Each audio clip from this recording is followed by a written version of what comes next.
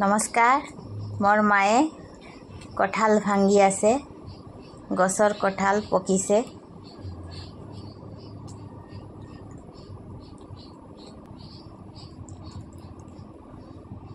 চাওক কিমান ধুনীয়া খাবলৈ বহুত টেষ্টি বহুত মিঠা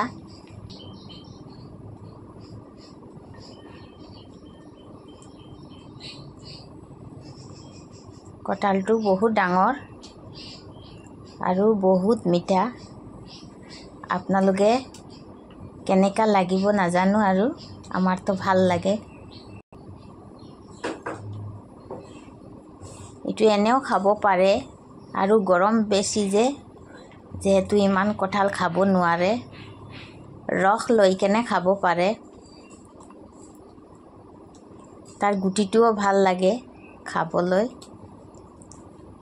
ভাল লাগিলে আপোনালোকে লাইক শেয়াৰ আৰু সাবস্ক্ৰাইব কৰিব